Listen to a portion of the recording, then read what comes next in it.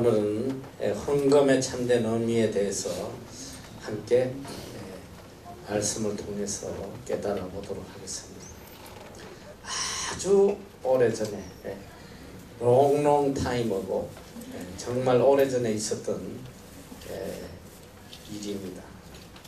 프랑스 파리에서 개최된 한 선교 집회에서 헌금함이 돌고 있을 때에 아주 초라한 행색의 소경 한 분이 아주 거금을 27프랑이나 큰 거금을 헌금 안에 넣었습니다. 이를 지켜본 헌금위원이 깜짝 놀라서 집회가 끝나고 이분에게 물어봐요. 아니, 어떻게 이렇게 큰 돈을 헌금을 하셨습니까? 그래서 소경은 헌금위원에게 이렇게 설명을 했습니다. 언젠가 제 친구에게 교회의 이 등화비, 교회의 이 불을 밝히는데 들어가는 돈이 1년에 얼마가 드는지 물어봤습니다. 그랬더니 그 친구가 1년에 한 27프랑이 소요된다고 이야기를 했어요. 보다시피 저는 소경이기 때문에 밤에 등불이 필요 없습니다. 그래서 그동안 이 등화비에 필요한 기름값을 푼푼히 모았습니다. 그것은 육신의 어두움에 있는 나보다 훨씬 더 고통을 당하는 영혼의 소경들에게 그리스도의 밝은 빛을 전하는 데 쓰여졌으면 해서 헌금을 했습니다. 이렇게 고백을 했어요. 여러분은 하나님 앞에 어떤 마음으로 헌금을 하고 있습니까? 얼마나 진실된 마음으로 하나님 앞에 헌금을 드리고 있습니다. 또 헌금을 드리면서 내 마음에 얼마나 큰 기쁨과 감격이 있습니다.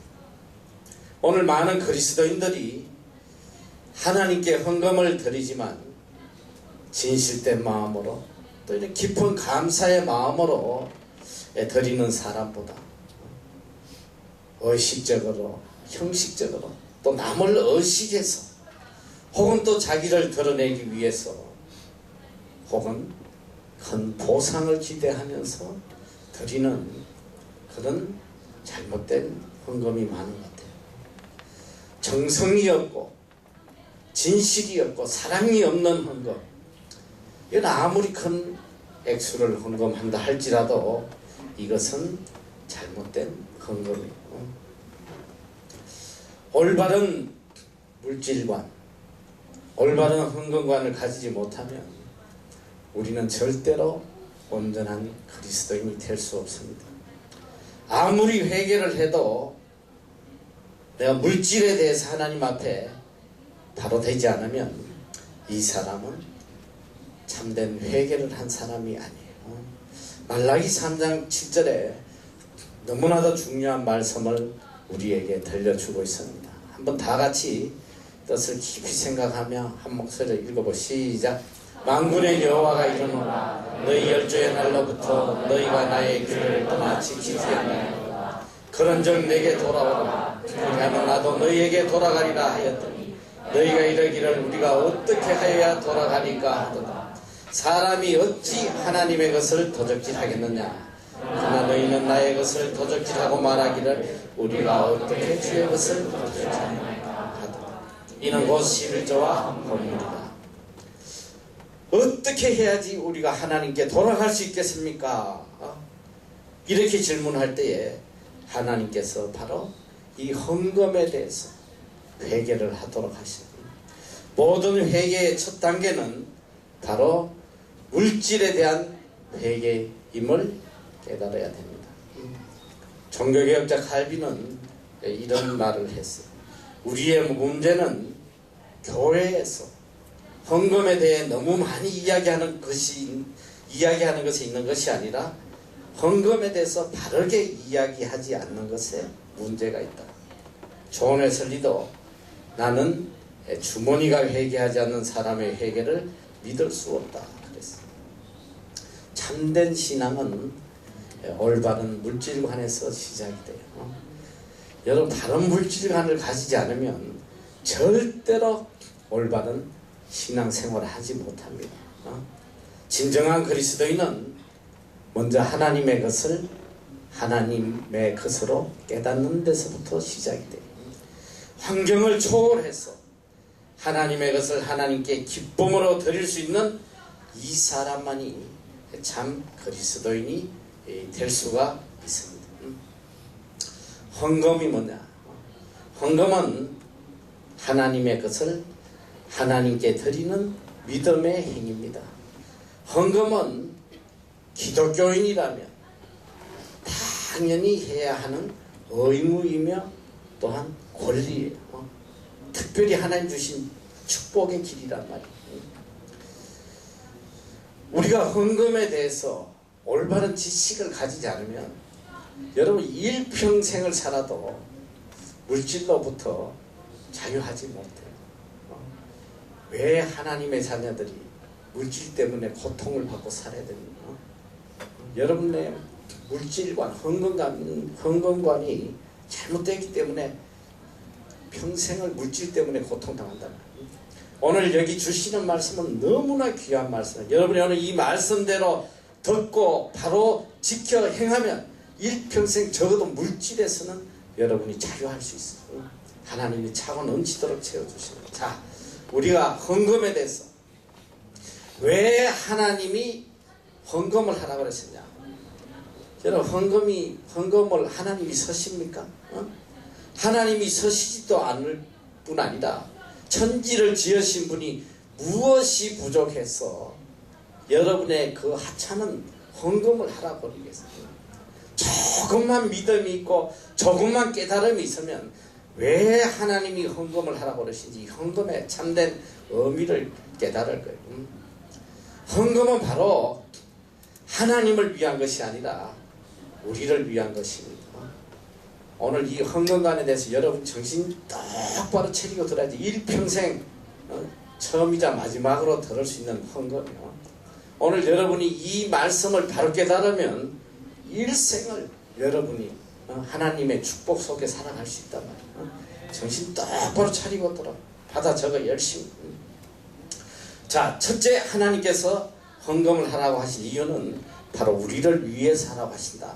바로 우리에게 복을 내려 주시기 위해서. 이 헌금은 우리에게 축복의 통로가 된다는 거, 여러분 그걸 잊으면 안 돼요. 여러분 이 세상에 부모님은 자식에게 해줄 수 있다면 생명까지도 내놓을 분이 다 부모님들이에요. 성경에도 보면 세상에 악한 부모도 자식에게 좋은 걸 줄 줄 아는데 하물며 하늘에서 아버지께서 너희에게서 좋은 것으로 주시지 않겠느냐. 하나님께서 왜 하나님의 자녀에게 좋은 것으로 주시지 않겠어요? 자, 물질이 얼마나 귀해요.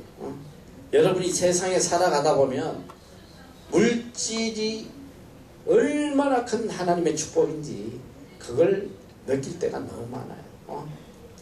물질을 갖다가 죄악시하고 그런 저질적으로 여기는 그런 학자들도 있지만 저는 절대 그렇게 생각하지 않아요. 물질은 정말 하나님께서 우리에게 주시는 큰 축복이라는 거예요. 여러분이 이 땅에서 물질 없이 할 수 있는 선교가 도대체 몇 가지나 있겠어요? 물질 없이 섬길 수 있는 일들이 얼마나 있겠냐 말이지. 당장 우리 학교만 해도 물질 없이는 아무 선교도 할 수 없어요. 물질 없이 우리가 할 수 있는 일이 뭐가 있냐 말이에요. 그래서 그리스도인들은 반드시 하나님으로부터 물질의 축복을 받아야 돼요. 그럴 때 이게 하나님의 뜻이에요. 하나님께서 주시고자 보니 어떤 부모가 자식이 얻어먹고 빌어먹고 거지처럼 살아가는 걸 보면서 기뻐할 부모가 누가 있겠어? 부모는 내가 가진 모든 것을 다 자식이 행복할 수 있다면 다 주고 싶어하는 사람이 부모란 말이지. 우리 하나님께서도 우리 하나님의 자녀들이 이 땅에서 베푸는 자로 구워주는 자로 구제하는 자로 이렇게 살길 원하신단 말이야. 성경에 보면 얼마나 많은 곳에서 하나님께서 구제하라고 그러신지 몰라. 거저 주어라. 너에게 꾸러운 자에게 거저 주어라. 너에게 도움을 필요한 자에게 거저 주어라. 고아를 돕고 과부를 돕고 가난한 자를 돕고. 돕기는 뭘 도와. 내가 지금 도움 받아야 될 처지인데. 여러분 이렇게 살면 되겠어. 하나님의 자녀는 나눠야 돼. 풍성하게 주고 주는 기쁨으로 살고. 이것이 하나님이 원하시는 뜻이란 말이에요. 왜 하나님께서 베풀고 마음껏 주라고 이야기하신지 알아요. 하나님께서 우리에게 주시려고 약속하셨기 때문에 내가 너희에게 차고 넘치도록 주겠다. 마음껏 쓰라. 복음을 위해서, 을을 위해서, 선교를 위해서, 구제를 위해서 마음껏 쓰라. 그런데 왜 우리 삶에 그런 기적이, 그런 축복이 나타나지 않느냐. 섬식롱이란 말이지. 우리가 하나님 앞에 물질관에 대해서 뭔가 잘못된 물질관을 갖기 있기 때문에 하나님 주시지 않는다. 여러분 여기서 우리가 바로 깨닫고 돌아서지 않으면 일평생 구워 먹는 자가 돼. 빌어먹는 자가 된단 말이야. 자, 어떤 부모라도 자식에게 좋은 걸 주기를 원해요. 돈 있으면 막 물질 막 자식이 워낙 다 주고 싶어. 그런데 못 주는 케이스가 있어. 아무리 자식이 달라고 해도 줄 수가 없단 말이지. 왜?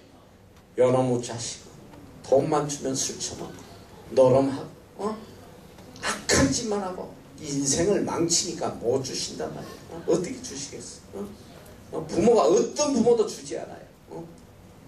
몇 년 전에 한국에서 참 충격적인 기사가 났어요. 어느 재벌이 자식을 고소했어. 자식이 살던 집을 감유 처분을 해버렸어. 이놈이 이 집에 손 못 대게 해달라고 법원에다가 신청을 해서 재벌이 째째하게 그 자식 집 한 채 줘놓고 그걸 무슨 감유 처분을 하고 말이야. 여러분 그 부모가 훌륭한 사람이에요. 그나마 이 남은 집 하나 가지고 또 이것까지 처분해가 술 처먹고 도박하고 폐인될까봐 그걸 막기 위해서 재판을 걸더란 말이에요. 여러분 잘 알았던 정말 참된 부모라면 자식이 잘못된 길을 가면요 절대로 허락하지 않아. 일불도 주지 않는단 말이에요. 자, 하나님께서 왜 우리에게 물질을 주시지 않겠어? 그런데 물질을 주면 그때부터 하나님하고 원수되기 때문에 나는 정말 그리스도인들 중에 그런 사람 참 많이 봤어. 정말 찢어지게 가난하고 힘들 때는 하나님 사랑해요. 새벽 기도 나와서 매달리고 금요철에 나와서 기도 교회에서 살아. 오직 하나님만 의지하고 하나님께 매달려. 하나님 물질 좀 주세요. 물질 주시면 제가 일평생 복음을 위해서 하나님의 영광을 위해서 구제하며 선교하며 살겠습니다. 하도 하나님 앞에 간구하니까 하나님이 긍휼히 여기시고 물질 몇 푼을 주시면 어떻게 하는지 알아? 손에 물질 몇 푼만 들어오면 그때부터 돌변하는 거야. 지가 언제부터 그렇게 웰빙인지 골빙인지 찾았다고 주말만 되면 놀러가지 교회 안 온단 말이야. 너 이 인류 역사를 보면 알잖아. 유럽이 생명 바쳐서 복음 전하던 나라예요. 전 세계에 우리나라도 영국 런던 선교회를 통해서 복음이 들어오고 많은 사람들이 생명 걸고 전 세계에 복음을 전했다. 이 유럽은 하나님의 축복을 받았어요. 그런데 이제 먹고 살만 하니까 하나님을 잊어버리고 주말 되면 다 피크닉 가고 유럽에 가서 교회 한번 보면 이제는 교회를 찾아보기도 어려워. 이제 예수 믿는 사람 찾아보기도 어려워. 성당은 뭘로 서있냐? 관광지야 관광지. 관광하는 사람들 구경하러 오는 데지 그러니까 예배 드린 데가 아니야. 그만큼 이제 유럽이 다 멸망해가고 있다. 개인도 마찬가지야. 등 따시고 배부르면 그때부터 하나님과 멀어져요. 호세아서도 보면 너희가 먹이는 대로 배부르며 그 배부름으로 마음이 교만하여 나를 잊어버렸다. 하나님께서 배부르게 해주시니까 그때부터 마음이 교만해져서 하나님을 잊어버리고 그래서 하나님께서 물질을 안 주시는 거란 말이죠. 물질을 주면 100% 변질되니까 안 주신단 말이에요. 그걸 어떤 자에게 주시냐? 적어도 물질보다 하나님을 더 사랑할 수 있는 사람이면 하나님께서 물질 주신단 말이에요. 아무리 물질 줘도 배신 안 할 것 같으면 하나님 주신단 말이죠. 그런데 물질 주면 배신할 인간이 내가 볼 때 99%예요. 예수 믿으나 안 믿으나 얼마나 변질되는지 말로 할 수가 없어요. 이 물질관에 대해서는 내가 한번 시간을 내서 다시 한번 여러분이 가르치겠습니다. 자, 오늘 우리가 헌금에 대해서, 자, 하나님께서 왜 우리를 헌금을 하라고 그러시냐? 헌금은 우리에게 복을 내려주시기 위한 것이다. 온전한 헌금을 할 수 있는 자는 하나님으로부터 물질의 축복을 받을 수 있단 말이에요. 자, 하나님께 우리가 드리는 이 헌금은 물질을 드리는 게 아니고 우리의 마음을 드리는 거란 말이에요. 그래서 성경에 물질의 많고 적음이 중요한 게 아니에요. 오늘 본문의 말씀처럼 아무리 적은 물질이라도 그 물질에 내 마음과 정성과 사랑이 담겨 있으면 그게 귀한 거지. 많고 적음이 중요한 것이 아니다. 내가 하나님 앞에 물질을 바칠 수 있다는 것은 뭐냐? 내 마음을 바칠 수 있다는 거예요. 이 물질에 바로 우리의 마음이 있기 때문이다. 그래서 마태복음 6장 21절에 내 보물 있는 그곳에는 내 마음도 있다.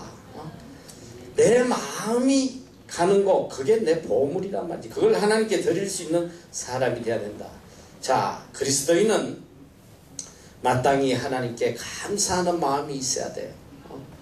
헌금은 바로 하나님의 크신 은혜에 대한 감사의 표시예요.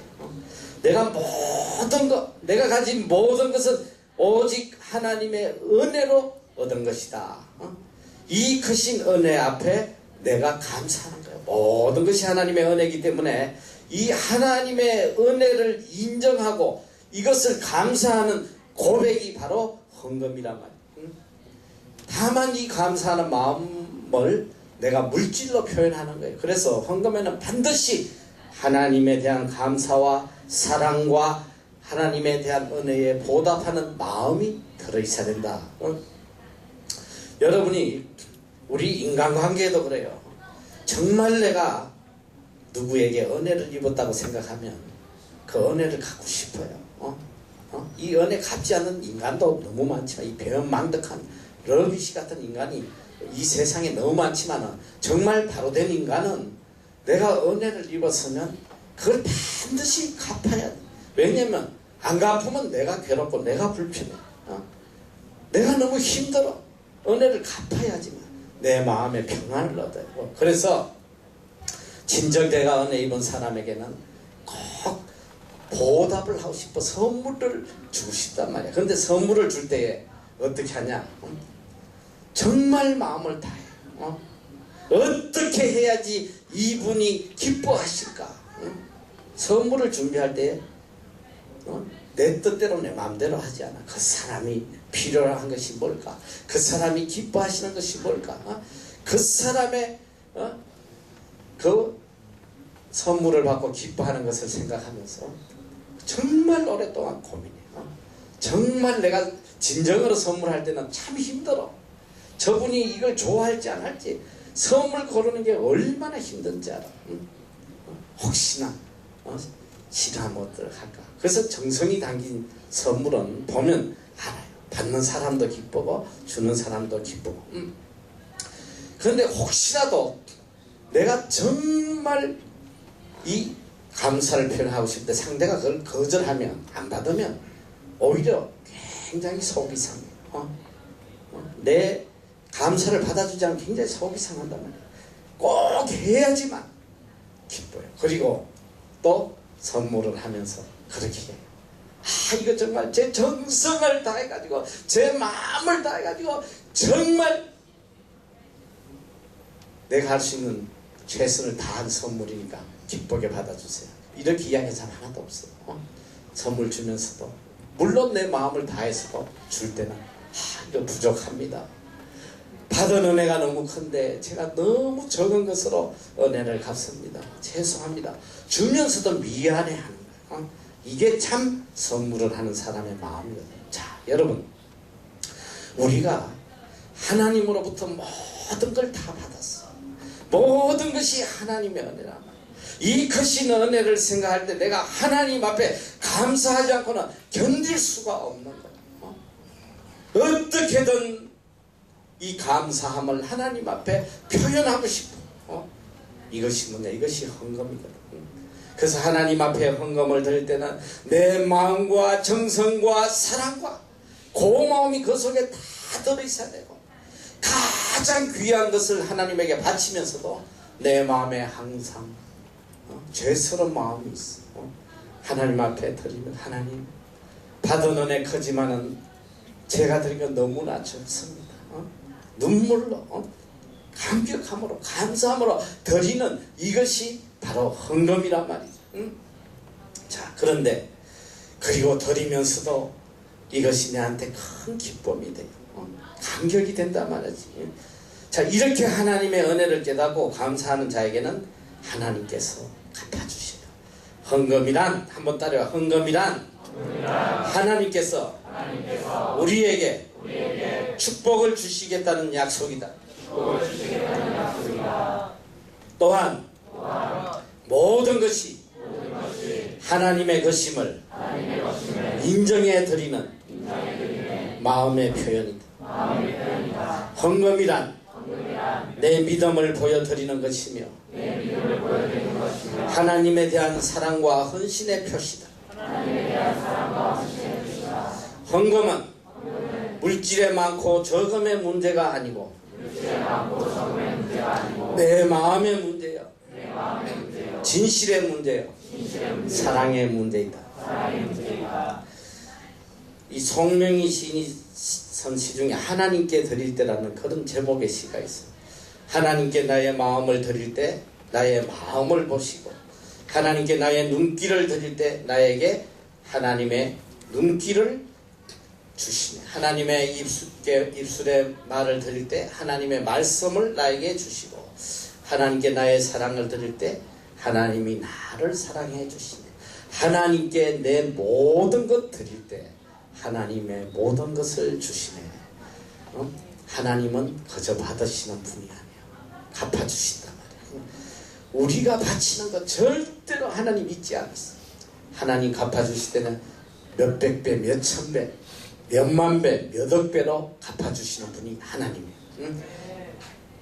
내가 참 이 물질에 대해서는 너무너무 간증할 것이 많은데 한두 가지만 짧게 간증을 하는데, 제가 결혼할 당시에 정말 어려웠어요. 저는 대학교 2학년 때 결혼을 했어.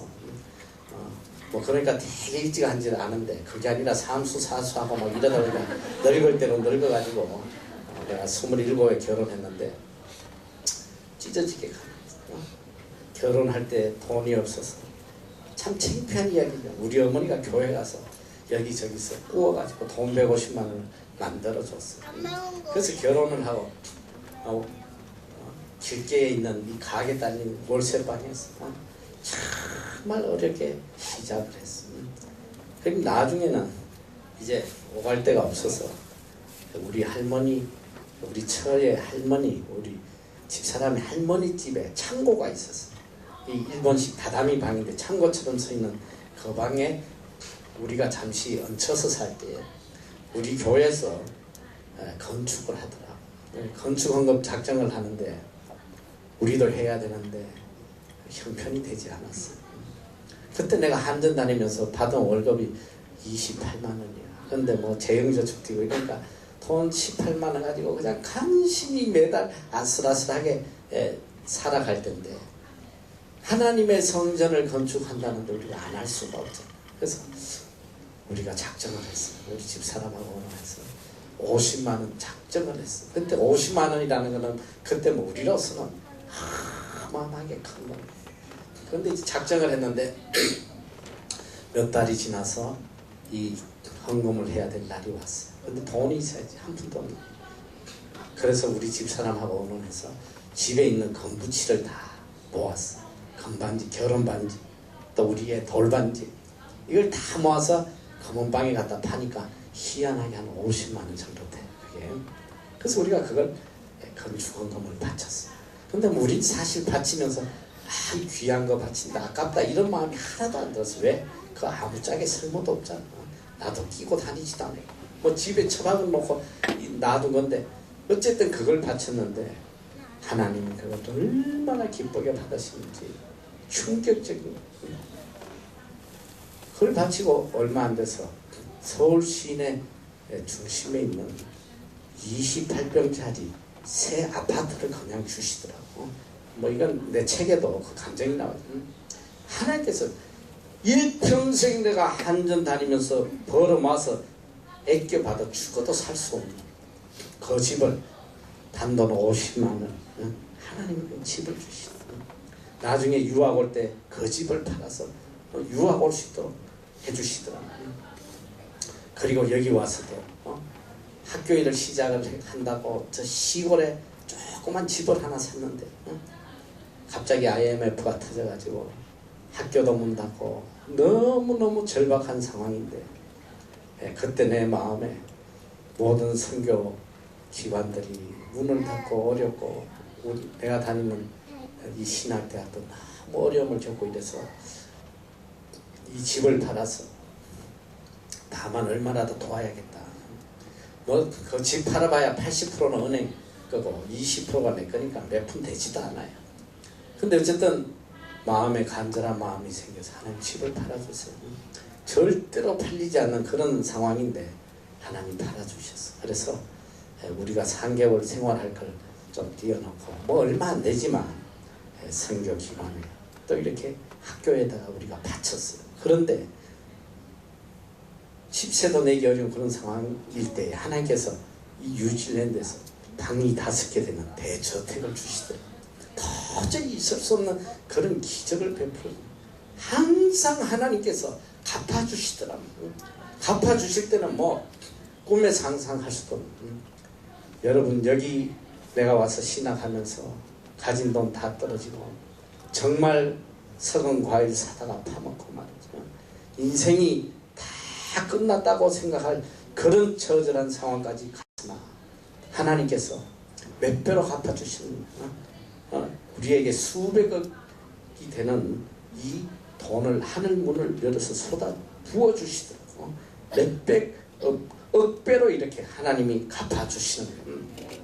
하나님께서는 하나님께 마음을 다해서 바치는 자에게 항상 더 귀한 것으로 반드시 갚아주셔요.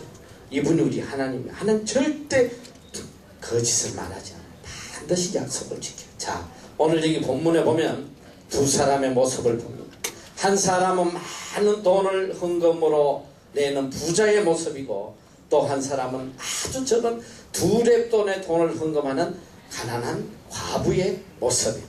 예수께서 눈을 들어 부자들이 연복에 헌금 넣는 것을 보시고 또 어떤 가난한 과부의 2렙돈 넣는 것을 보시고 가라사대 내가 참으로 너희에게 말하노니 이 가난한 과부가 모든 사람보다 많이 넣었도다. 저들은 그 풍족한 중에서 헌금을 넣었거니와 이 과부는 그 구찬 중에서 자기에 있는 바 생활비 전부를 넣느니라 하시니라. 세상적인 눈으로 볼 때는 당연히 많은 헌금을 하는 부자가 칭찬을 받아야 돼. 그러나 주님은 너무나 보잘것없는 2렙돈을 헌금한 과부. 2렙돈이 얼마나 되는지 하루 품삯의 50분의 1이야. 어떻게 보면 한 끼의 식사도 해결할 수 없는 너무나 작은 돈이란 말이야. 이 적은 2렙돈의 돈을 넣는 이 여인을 보시고 가장 큰 헌금을 했다 칭찬하셨어요. 왜? 주님은 중심을 보셨거든. 비록 적은 2렙돈의 돈이지만은 이것은 이 과부의 생활비 전부라고 그랬어요. 뭐다? 생활비 전부단 말이야. 이 2렙돈은 생활비 전부다. 어쩌면 이 여인은 이 2렙돈의 돈을 헌금하고 당장 굶어야 될지 몰라. 그러나 내 내 배를 채우기 전에 내가 하나님으로부터 받은 은혜를 생각할 때에 도저히 이 은혜에 감사하지 않고는 견딜 수 없는 그런 간절한 마음이 있었단 말이에요. 내가 굶더라도 하나님의 은혜에 먼저 내가 감사해야 되겠다, 이런 간절한 마음이 있어. 이 중심을 보시고 주님께서 큰 칭찬을 하십니다. 이 둘의 돈에는 하나님을 사랑하는 뜨거운 마음과 감사의 마음이 들어있다 말이에요. 내 것보다도, 내 뱃속을 채우기보다도 하나님의 은혜를 더 소중하게 여기는 진실된 마음이 여기에 들어있단 말이에요. 많은 물질을 헌금하면서 자기를 드러내려는 이 부자의 헌금하고는 차원이 다른 그런 거예요. 여러분, 많이 있다고 헌금하는 거 아니란 말이에요. 헌금은 마음의 문제요, 믿음의 문제요, 사랑의 문제요, 그리고 헌신의 문제입니다. 아무리 큰 금액을 했더라도 하나님을 향한 감사와 사랑이 없다면 이것은 헛된 거예요. 헌금은 물질을 드리는 것이 아니라 우리의 마음과 사랑과 정성을 드리는 거란 말이죠. 성경에는 우리가 어떤 자세로 헌금을 해야 되는지 정확하게 가르쳐주고 있어요. 지금부터 열심히 듣란 말이에요. 요대로만 따라하면 여러분 삶에 얼마나 큰 하나님의 축복이 임하는지 이제 체험을 하게 된다. 자, 우리는 어떻게 헌금을 해야 되냐. 첫째, 흠이 없는 깨끗한 것으로 하나님께 드리라고 말씀하고 계세요. 흠이 없는 깨끗한 것. 자, 말라기서 1장 13절에 14절 다 같이 한 목소리로 시작. 만군의 여호와가 이르노라, 너희가 또 말하기를 이 일이 얼마나 번패스러운가 하며 저는 그 병든 것을 가져 너희가 이같이 헌물을 가져오니 내가 그것을 너희 손에서 받겠느냐. 여호와의 여러분, 이제 하나님 앞에 드리는 거, 여러분 하나님 앞에 드리는 거 가장 귀한 거, 가장 깨끗한 거, 가장 아름다운 것으로 하나님 앞에 드려야 된단 말이에요.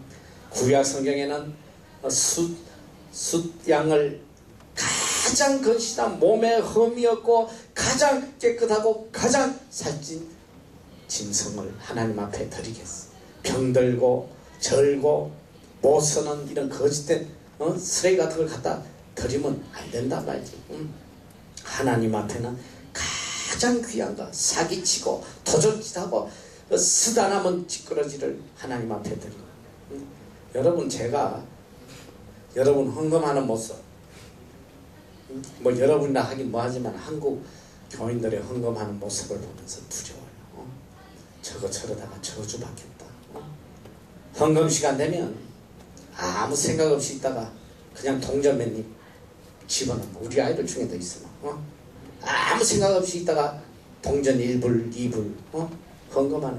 여러분 잘 들어야 돼. 내가 지금 여러분한테 동전 1불 2불 적은 걸 헌금한다고 지금 책망하는 게 아니라 정성이 없는 거지 동양하듯이. 여러분, 하나님이 노숙자예요. 서다 남은 찌끄라지를 갖다가 아무 생각 없이 동양하듯이 집어넣는. 이게 얼마나 하나님 앞에 악한지 알아요.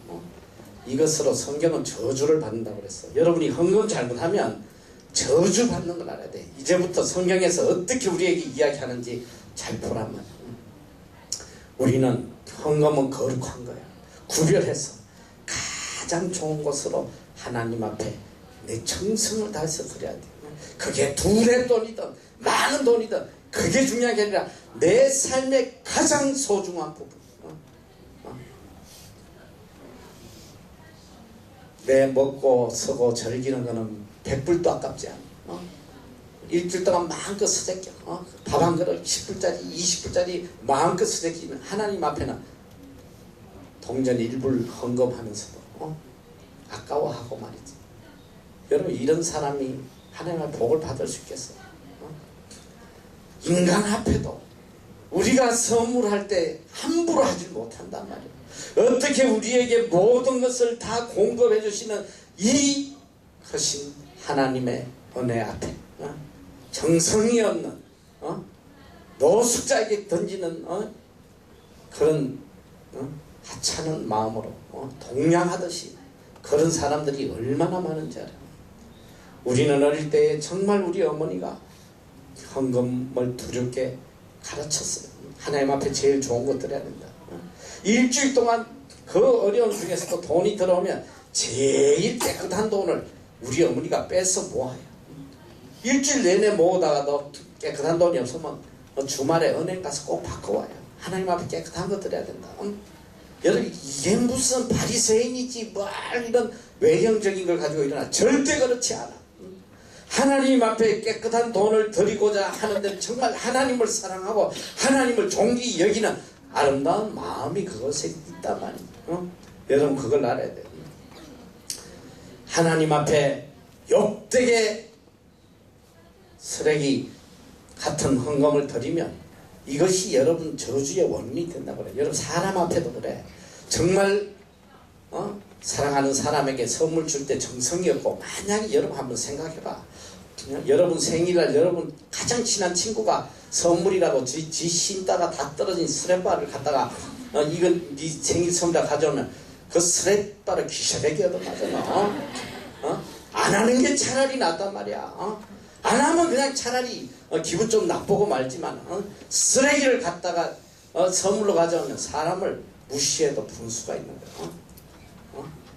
나도 가끔 우리 애들 선물하는 거 보면 참 정성이 담긴 선물 보면 너무너무 내가 감격스럽고 보람을 느끼지만, 어떤 애들은 남이 하니까 죽지 못해가지고 하는 그런 선물들 받으면 기분이 굉장히 이상해요. 지 쓰다 남아. 한국에서 사탕 오니까 그 먹다가 다 못 먹고 찌그라지 몇 개 그냥 그걸 선물이라고 가져오고 이러면 내가 안 봐도 다 알아요. 그럼 속으로 야 니나 처먹어라. 이걸 뭐하러 가져오나. 누가 내가 사탕 좋아한다고. 여러분, 그게 그런 게 정성이라는 거야. 차라리 안 가져오면 괜찮아. 그냥 가버리면 아유 저거 아직 교육이 덜 됐구나. 내가 그걸로 끝나지만 쓰다 남은 찌끄라지 이제 가면서 처분하지 못하는 거 이런 걸 갖다가 말이지 내한테 가져오면 기분이 너무 상해. 여러분, 선물은 그런 게 아니란 말이야. 차라리 하나님 앞에 바치지 마라. 그냥 호주머니 남은 찌끄라지 동전 거지 동양하듯이 하나님 앞에 드리면 너희들이 그걸로 저주를 받아. 자, 14절 다 같이 큰 목소리를 한번 읽어보자. 읽어봐. 14절 시작. 내 가운데 수컷이 그늘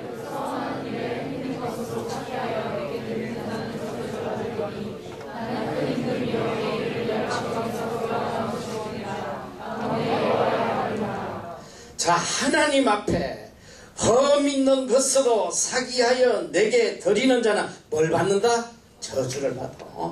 너희가 함부로 헌금하고 거짓하면 이것이 여러분 삶의 저주가 된단 말이야. 차라리 안 하는 게 낫다. 거짓 동양하듯이 하나님을 멸시하고 하나님을 모욕하는 이따위 헌금하면 이것이 여러분 삶의 저주가 된단 말이야. 성경은 똑똑히 우리에게 말씀하고 계세요. 가장 깨끗하고 가장 귀한 일주일 내내 하나님 은혜 생각하면서 내 먹을 거 적게 먹고 내 입을 가리고 내 절기 가지고 애껴서 가장 귀한 부분을 하나님 앞에 감사함으로 감격함으로 드리는 이런 물질이야. 눈물로 드려야 돼. 헌금을 드리면서도 너무 죄송하고 그 은혜에 너무 감격스럽고 이 정성으로 하나님께 드려야지. 함부로 드리면 저주연이 된다. 자, 둘째는 즐거운 마음으로 드리라고. 즐거움은 고린도후서 9장 7절 8절 한 목소리로 봉독해. 시작. 각각 그 마음에 정한 대로 할 것이요 누구와 억지로 하지 말지니 하나님은 절견하는 자를 사랑하시느니라. 하나님이 능히 모든 은혜를 너희에게 넘치게 하시나 이는 너희로 모든 일에 항상 모든 것이 능력하여 모든 착한 일을 넘치게 하려 하시니라. 할렐루야. 여러분, 너무나 중요한 것이야. 하나님 앞에 드릴 때에 절견해라. 기쁨으로 감사함으로 내는 자를 사랑하신다. 자, 하나님 앞에 기쁨으로 드리는 자에게 내려지는 축복 너무나 중요한 거야. 잘 들어. 하나님이 능히 지금 모든이 몇 번 나오나 잘 들어봐.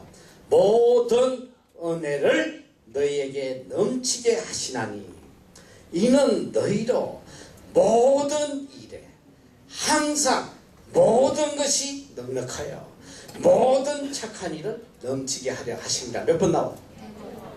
응?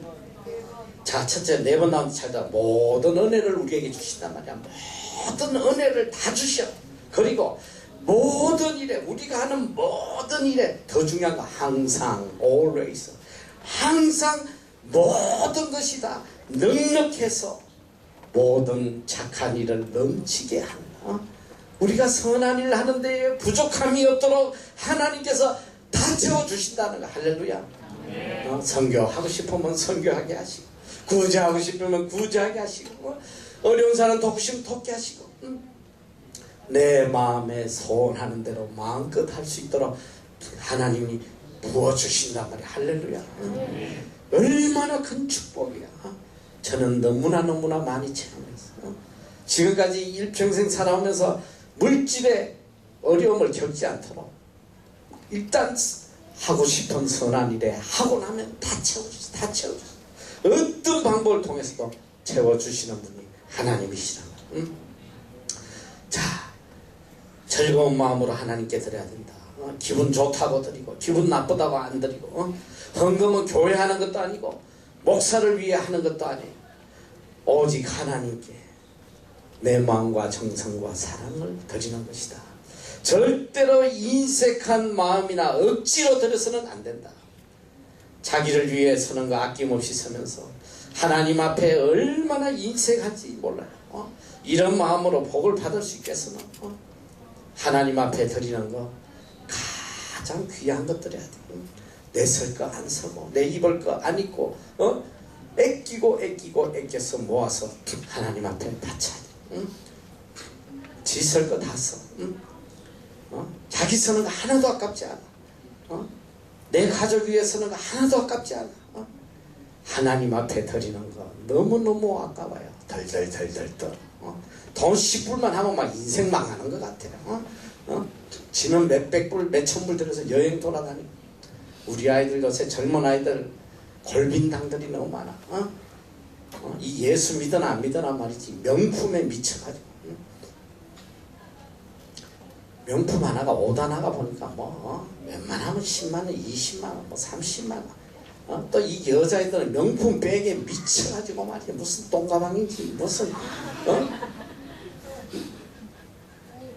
그런 거를 몇십만원 주고 사들고 돌아다니고. 일평생 구제 한 번 안 한 애들이 얼마나 많은지 알아. 내가 이제 구제에 대해서도 이제 여러분에게 정말 물질관하고 더불어서 이야기하겠지만 시간이 없어서 못하지만 여러분 정신 똑바로 차려.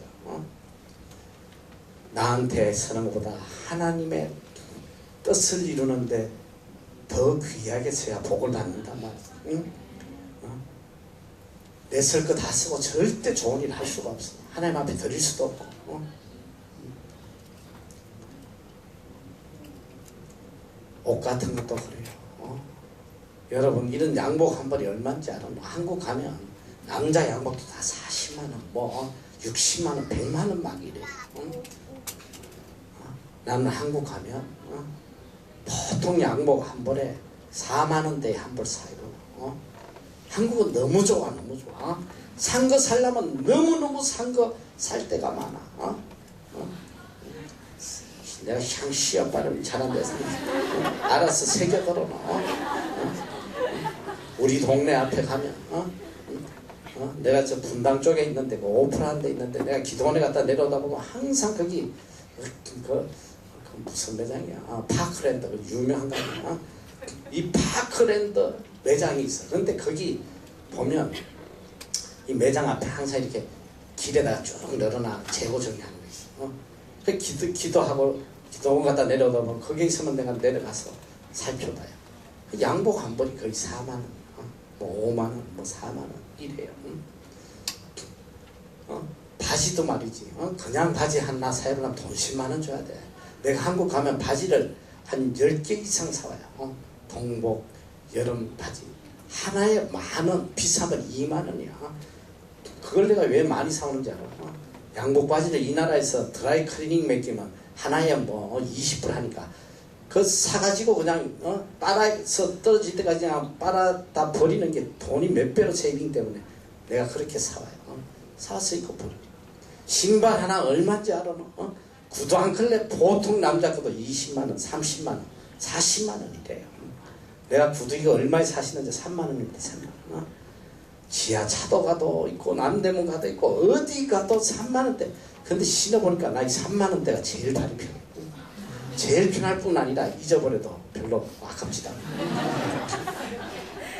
어쨌든 내 자신한테 쓸 거 아끼고 아꼈어. 그걸 하나님의 영광을 위해서, 복음을 위해서, 선을 위해서, 을을 위해서 산다. 내가 보니까 내가 지금 렉서스 좋은 차를 타고 다니는데 얼마 전에 어느 기수가 그랬다고 그래. 목사님 럭셔리 삶을 산다고 말이지. 여러분이 잘 알아야 돼. 내 차는 전기차야. 기름이 거의 안 들어요. 그리고 그 차는 내가 지금 7년 된 중고차야. 그것도 우리 세금으로 그것도 리스로 사가지고 한 달에 얼마씩 세금에서 혜택을 받고 내가 전부 다 세금 혜택으로 타는 그런 차예요. 또 시험에 빠질까봐 내가 미리 이야기하고 누가 곧다운 소리를 했다고 그래서 이야기하고 우리 애 뭐 스포츠카 타고 다닌다 또 그걸로 또 헛소리하고 돌아다니. 그 차 지금 12년가 된 차야. 그거 뭐 몇백만 원 하지도 않는 거예요. 그런 걸로 또 시험 받고 뭐 럭셔리 삶을 산다고 막.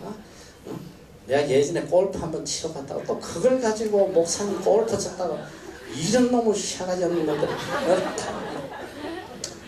이 나라는 골프 1년 내내 쳐봐야 돈 4, 50만 원도 하지도 않아. 난 별로 좋아하지도 않아요. 내가 골프장 간 이유는 골프 공주스러워. 우리 집에 주스 다 놓은 게 얼마나 많은지 알아. 집에서 연습하는 거야. 여러분, 하나님이 주신 거, 하나님이 나에게 물질을 주실 때는 이걸 가지고 하나님의 뜻을 이루라고 주신 거야. 정직이로서 하나님의 뜻에 따라서 관리하도록 주신 거, 내 잘 처먹으라고 주신 게 아니란 말이야. 어떻게든 물질을 가지고 어떻게 서는 것이 하나님을 기쁘시고 하나님께 영광을 돌리는지 거기에다가 내 마음을 드려야지. 하나님 앞에 바치는 거, 내 정성, 내 사랑, 내 가장 귀한 것을, 내 생명을 드리는 마음으로 하나님께 드려야 된다. 재밌는 이야기가 있어. 돈이 수명이 다하면 오래 돈들은 다 낡아 빠진 걸 끌어모아서 불에 태워요. 우리나라도 그렇게 해요. 수거해서 불에 태우는데 일생을 다 마친 돈들이 죽기 직전에 서로의 삶을 뒤돌아보며 한 얘기가 있다고. 1불짜리와 20불짜리가 태워지기 전에 서로의 인생의 길을 이야기하게 되었다는 거지. 20불짜리가 이렇게 해요. 나는 세상에서 좋은 레스토랑은 다 다녀봤다. 파리도 가보고 브라질도 가보고 좋은 나라 식당은 다 다녔다. 이러니까 1불짜리가 그래. 그런 것도 있었니? 난 교회란 교회는 다 다녀봤다. 장로교, 침례교, 감리교 다 다녀봤다. 여러분, 하나님 앞에 드리는 걸 인색하면 안 돼. 우리 회개해야 된다. 하나님께 기쁨으로 즐겁게 드리는 자를 하나님은 사랑하시고 모든 것에 넉넉하도록 항상 차고 넘치도록 채워주신다고 약속을 하셨다. 그리고 셋째는 환난과 많은 시련 중에도 넘치는 기쁨으로 드려야 된다. 고린도후서 8장 2절 다 같이 한 목소리로 시작. 하나님과 많은 시련 가운데서 저희 넘치는 기쁨과 극한 고난이 저희로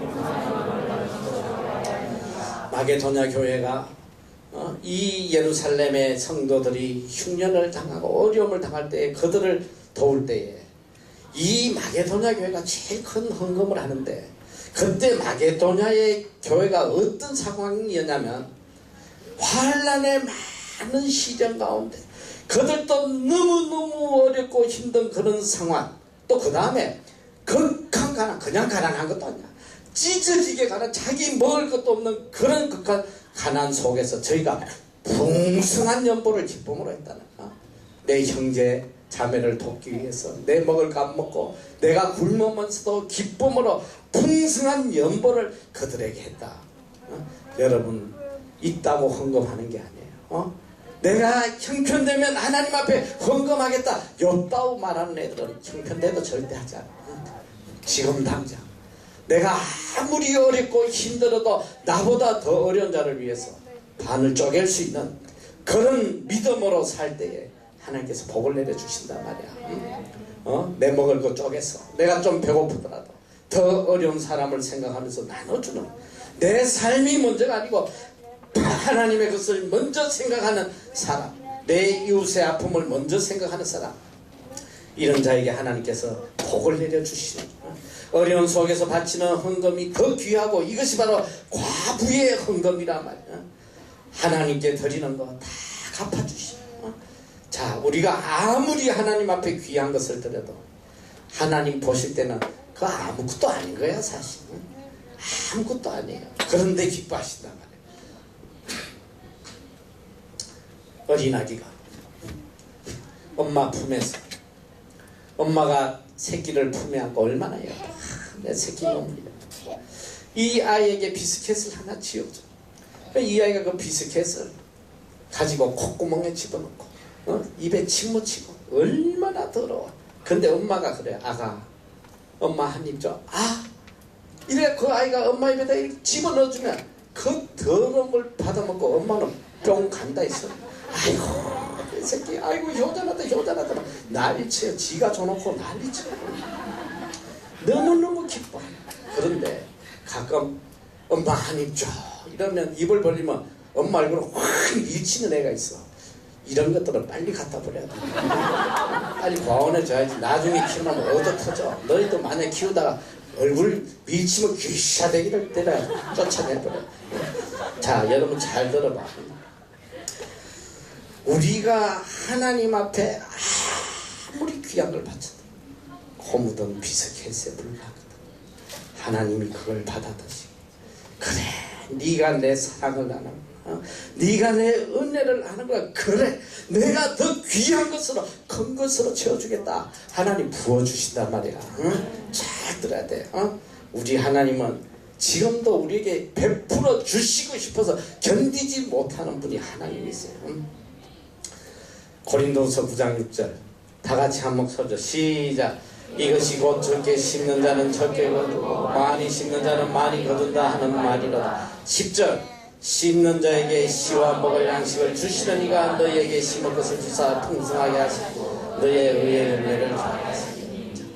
적게 심으면 적게 거두고 많이 심으면 많이 거두고 심는 자에게 씨와 먹을 양식을 주시는 이가 너희 심을 것을 주사 풍성하게 하시고 의의 열매를 타게 하시다. 여러분 잘 들어야 돼요. 성경에는 불변의 진리가 있어. 그래서 우리가 소망이 있는 거야. 성경은 뭐냐? 심은 대로 거둔다는 거야. 심은 대로. 너희가 심지 않고 무슨 40일 동안 금식하면서 하나님 주시옵소서 매달려 구하라 그러면 주실 것이 해가지고 막 그냥 주여 주시옵소서 40일 금식기도 해봐너. 금식기도 하다 잘하면 죽어 너. 내가 심지 않고는 절대로 거두지 못해요. 이게 성경의 불변의 진리란 말이야. 기도 백날 해도 이루어지지 않아. 내가 심어야 돼요. 하나님 앞에 심고 기도해야지. 심지도 않고 내놓으라고 뺏으면 주시겠어. 그래서 소망이 있는 거야.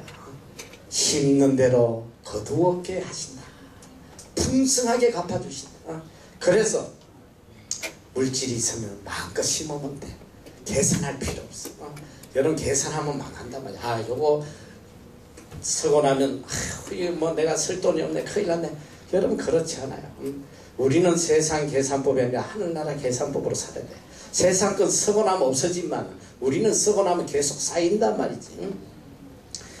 내가 이 심는 원리의 법칙에 대해서는 여러분에게 간증할 게 너무 많아. 시간이 없어서 다음에 물질관 할 때에 상세하게 이야기하는데, 심으면 하나님이 100배, 10,000배, 1000배, 10,000배 갚아주신단 말이야. 심어야 돼. 반드시 심어야 된다. 우리가 이 땅에 축복을 원하면 축복을 위해서 강교하게 심는 거, 그건 하나님이 원치 않아. 기쁨으로 하나님께 심다 보면 하나님 복을 주신다 이거예요. 복을 위해서 심는 건 잘못된 거예요. 우리가 기쁨으로 아무 보상을 바라지 않고 감사의 보답으로 하나님 앞에 심을 때에 하나님은 다 갚아주신다. 반드시 하나님 것 하나님께 돌려야 된다. 자, 말라기서 3장 8절에서 12절 다 같이 한번 시작. 사람이 어찌 하나님의 것을 도적히 하느냐. 그러나 너희는 나의 것을 도적히 하고도 말하기를 우리가 어떻게 주의 것을 도적히 하였나이까. 이는 곧 11조와 헌물이라. 너희 곧 온 나라가 나의 것을 도적질 하였으므로 너희가 저주를 받았느니라. 여러분, 하나님 그 도적질하면 저주받는단 말이야. 하나님 앞에 드려야 될 헌물, 하나님께 드려야 될 11조 반드시 하나님께 드려. 이건 하나님의 것이 11조는.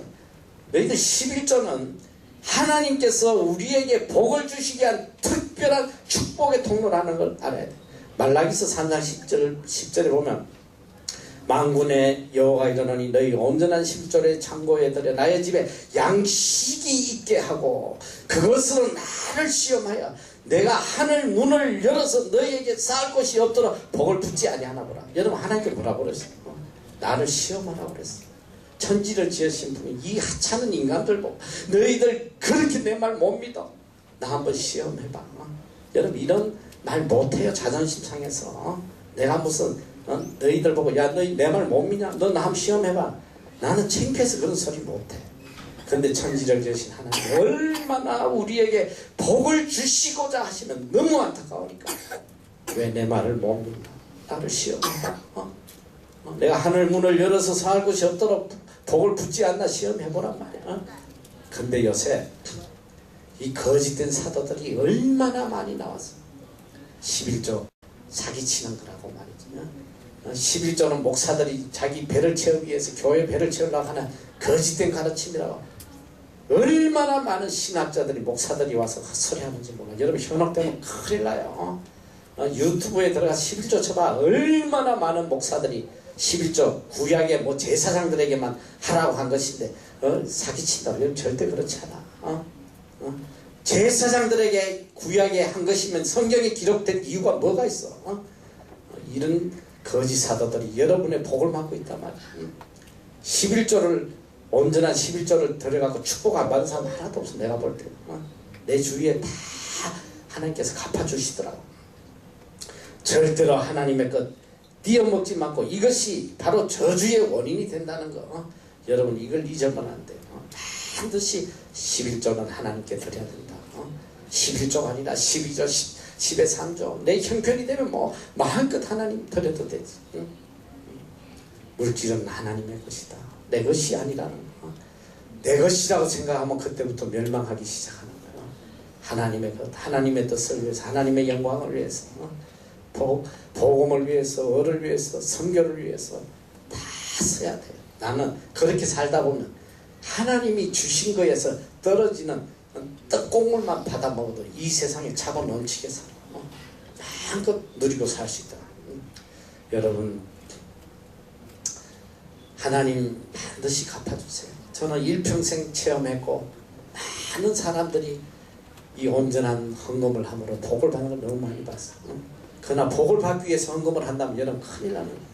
그저 하나님의 은혜에 감사해서 감격해서 바치다 보면 하나님이 갚아주신다는 거죠. 한 불행한 영국 소년이 있었어요. 그의 가정은 중환자실과 아버지는 중풍, 어머니는 폐결핵.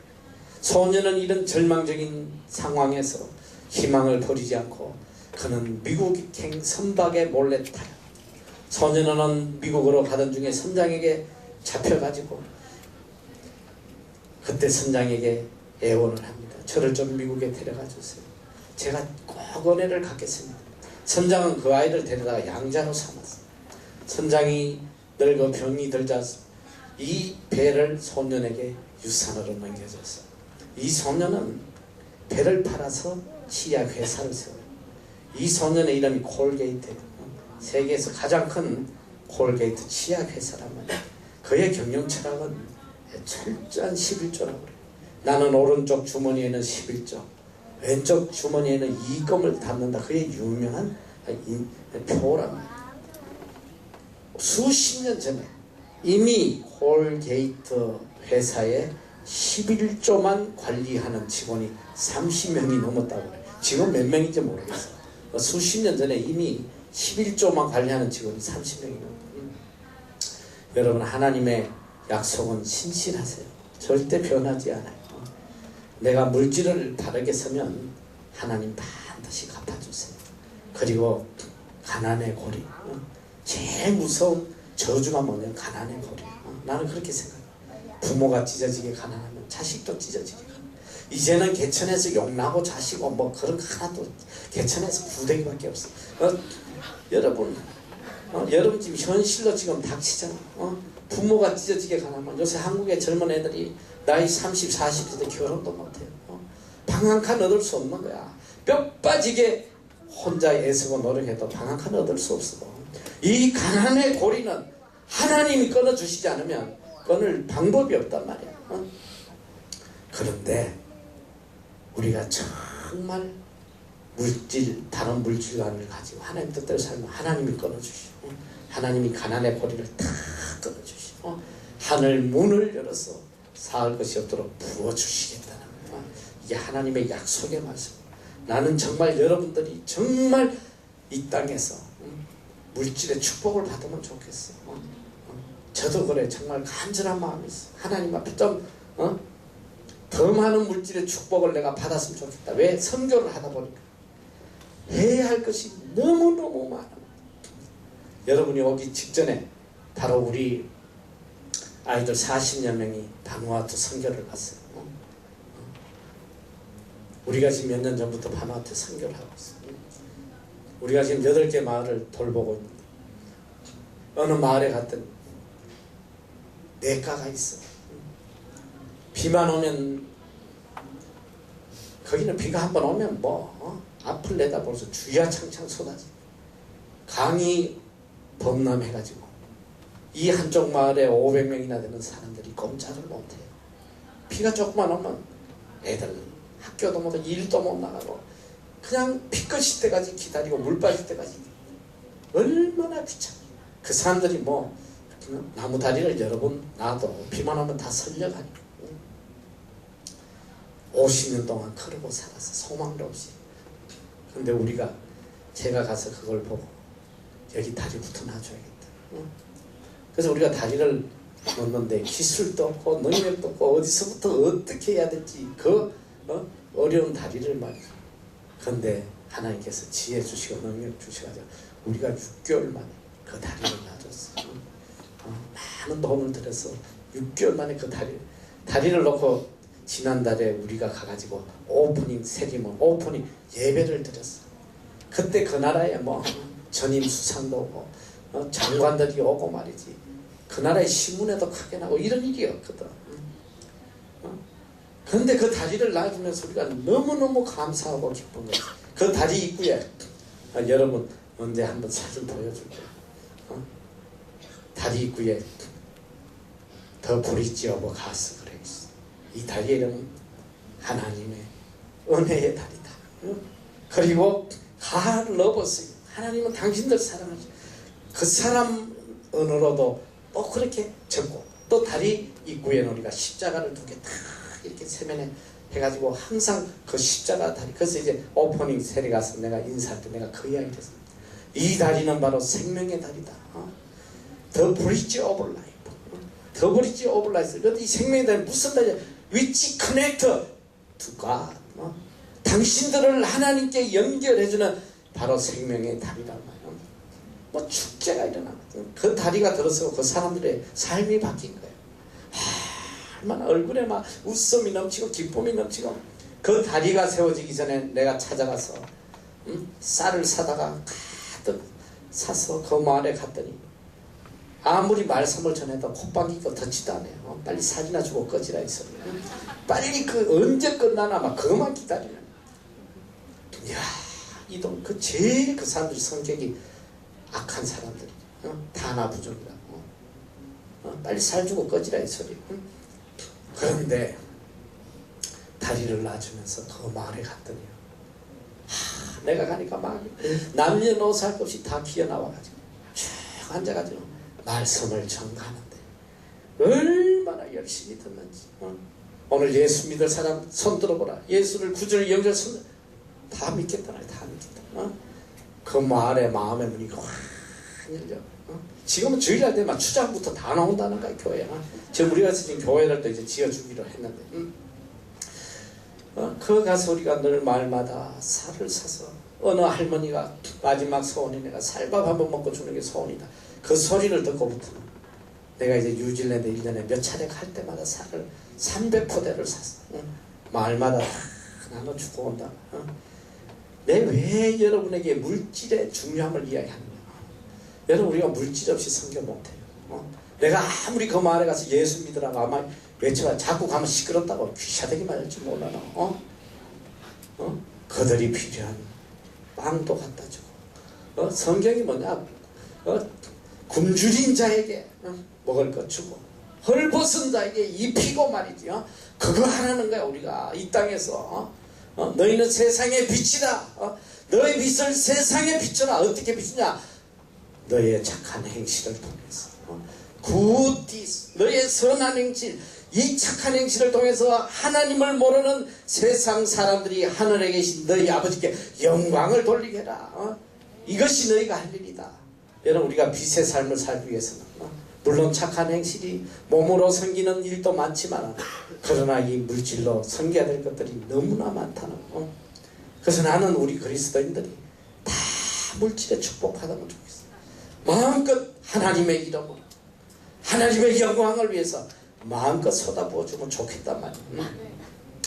제가 이제 물질에 관해 대해서는 언제 시간을 한번 더 내서 다시 상세하게 이야기하지만, 자, 우리가 모든 우리의 신앙은 온전한 헌금에서부터 시작된다. 온전한 헌금, 하나님 앞에 바른 헌금, 하나님 앞에 진정으로 드리는 헌금, 물질보다도 하나님을 더 사랑한다는 그 마음의 표시를 올바른 헌금을 통해서 이루어가야 된다. 그리함으로 하나님으로부터 차고 넘치는 축복받는 여러분이 다 되시기를 축원합니다. 기도합시다.